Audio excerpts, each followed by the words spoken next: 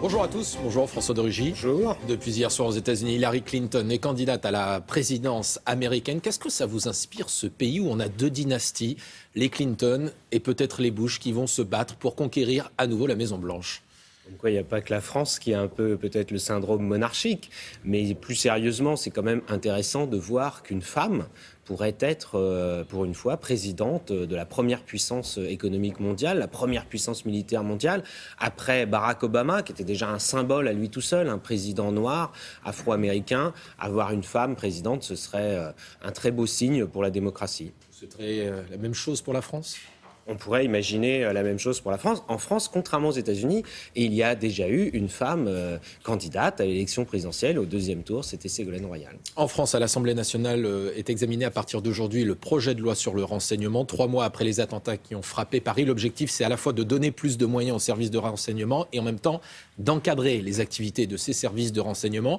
Est-ce qu'en l'état, vous voterez pour ce texte ?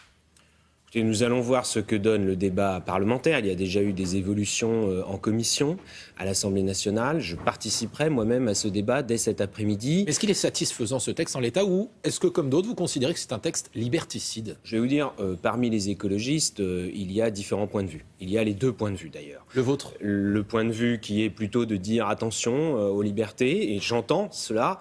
Et il y a aussi le point de vue que je défends, en effet, qui est celui que si on veut prévenir les attentats terroristes, si on veut déjouer des attentats terroristes, il faut s'améliorer en matière de renseignement. D'ailleurs, tout le monde le dit. Quand il y a un attentat, on soupçonne même parfois les services de renseignement de ne pas avoir été assez bons. Or, si on veut avoir de meilleurs renseignements, il faut s'en donner les moyens et c'est aussi le but. Je ne voudrais pas qu'on perde de vue le but de ce projet de loi. Donc aucun problème dans ce projet de loi ? Bien sûr qu'il peut toujours y avoir des questions. Les questions, vous voyez bien que la question de la surveillance sur Internet est une question qui suscite beaucoup d'émoi. Et c'est normal. Beaucoup de Français se disent, mais est-ce qu'on ne va pas être surveillé à notre insu ? Qu'est-ce que ça veut dire ? Ces données, est-ce qu'elles vont être stockées, etc. Déjà, il y a beaucoup de réponses dans ce projet de loi et donc le débat parlementaire va permettre de le redire. Et puis, par ailleurs, il faut quand même être concret. Si on veut faire de renseignements sans passer par Internet, on passe quand même à côté aujourd'hui de l'essentiel. Donc a priori, vous voterez plutôt pour ce texte, vous personnellement ? Moi, je suis plutôt favorable aux dispositions qu'il y a dedans, mais nous n'avons pas encore arrêté au niveau du groupe écologiste notre position de vote. Dans la journée, le Conseil de Paris doit donner son feu vert a priori pour la candidature de Paris pour l'organisation des Jeux Olympiques de 2024. Il n'y a que les écologistes a priori qui devraient voter contre. Pourquoi vous vous opposez à la candidature des Paris pour les Jeux Olympiques en 2024 ? Moi, je ne suis pas élu de Paris. Non, mais vous êtes écologiste. Ça ne m'aura pas échappé, je suis de Nantes. Ceci étant, je comprends ce que disent mes collègues écologistes de Paris qui ont le souci des deniers publics et qui s'inquiètent. On le voyait dans le reportage juste avant, il y a quelques minutes. 4,5 milliards d'euros, je crois, à peu près, le projet. 6 milliards, enfin, ça dépend. On voit que dans beaucoup d'autres villes qui ont organisé les JO, il y a pu y avoir des dérapages.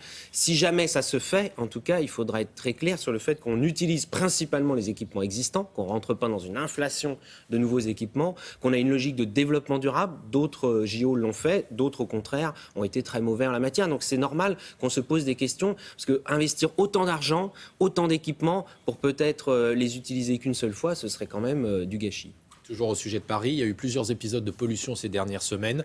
Une étude de l'INSERM révèle que le coût de la pollution pour la sécurité sociale, c'est 1 à 2 milliards d'euros par an. Qu'est-ce qu'on fait pour lutter contre cela ?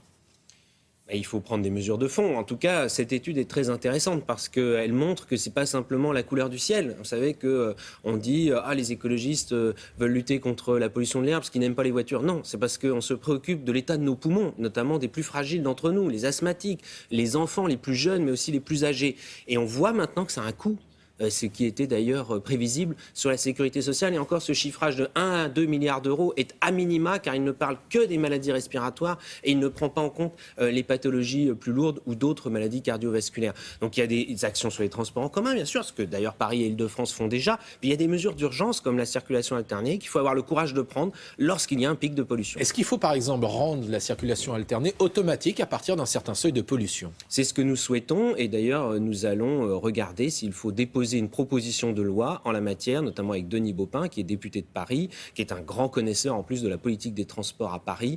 Et les élus de Paris demandent, d'ailleurs toutes tendances politiques confondues, la maire de Paris socialiste comme les élus écologistes demandent qu'il y ait cette mise en œuvre de la circulation alternée, qui encore une fois est une mesure d'urgence, qui n'enlève rien au fait qu'il faut des mesures de fond. Ségolène Royal, elle dit que ça prive Les Franciliens d'une forme de liberté. Je crois que la position de Ségolène Royal n'a pas été très bien comprise parce qu'elle a voulu peut-être à un moment donné dire on défend les habitants de banlieue contre ceux de Paris, mais les habitants de banlieue subissent la pollution de l'air. Et d'ailleurs, ce n'est pas qu'à Paris et en Île-de-France, c'est dans beaucoup de régions de France. Le dernier pic de pollution, c'était tout le quart nord de la France. Mais il y a aussi l'agglomération de Marseille, Aix-en-Provence, qui est très polluée. Même à Nantes, où pourtant nous avons le vent d'ouest, le vent marin, nous avons aussi des pics de pollution. Donc il faut prendre des mesures de fond, l'amélioration des moteurs des voitures, bien sûr, et les mesures d'urgence, comme la circulation alternée. Donc vous nous annoncez ce matin que le groupe écologiste, vous allez déposer une proposition de loi pour rendre automatique la circulation alternée dès que la loi de pollution doit être modifiée, car aujourd'hui, en effet, les seuils de déclenchement, en quelque sorte, ne sont pas les bons.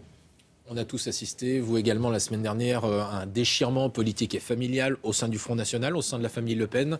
Jean-Marie Le Pen devrait aujourd'hui annoncer s'il se présente ou non en Provence-Alpes-Côte d'Azur. Est-ce que vous félicitez Marine Le Pen d'avoir sanctionné son père la semaine dernière ?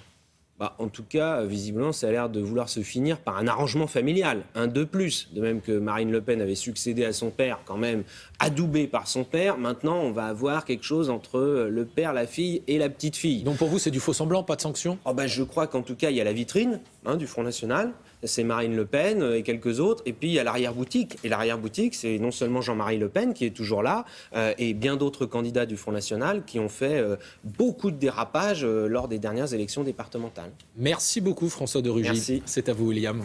Merci beaucoup. Dans quelques instants, nous parlerons d'une nouvelle campagne de sensibilisation qui est destinée aux plus jeunes d'entre nous. Et ça parle de mal de dos. Pourquoi ? Parce qu'il faut leur expliquer, parce qu'ils n'ont pas le temps peut-être de s'intéresser à ça, et puis ils l'oublient vite, que le mal de dos, quand on le diagnostique très jeune, après on peut mieux s'en sortir. Vous allez voir.